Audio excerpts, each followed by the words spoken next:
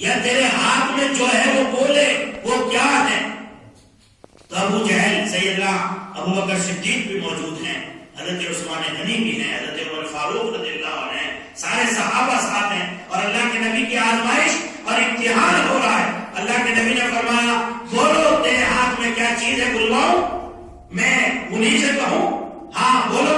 تو اللہ کے نبی صلی اللہ علیہ وسلم کی نظر نبوت پڑی ہتھیلی پر، اور اندر سے آواز آ رہی تھی کنکریوں سے، اشہد ان لا الہ الا اللہ واشہد ان محمد رسول اللہ۔ ابھی میں بنگلور میں تھا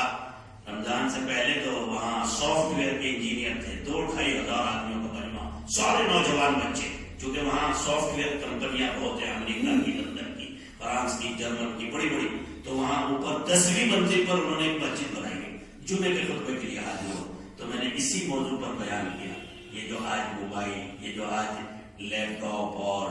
یہ سب چیزیں جو لیے پھر رہے ہو،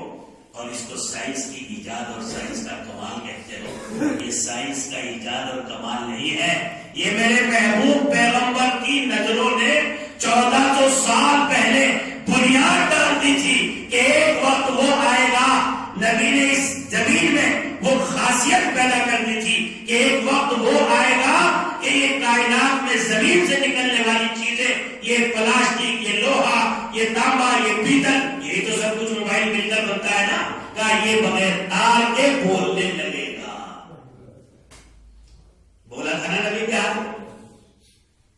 تار تو نہیں تھا،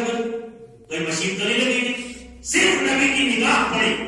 اور اندر سے آواز آ رہی تھی اشہد ان لا الہ الا اللہ واشہد ان محمد رسول اللہ، اور اس آواز کو اللہ کے نبی بھی سن رہے ہیں،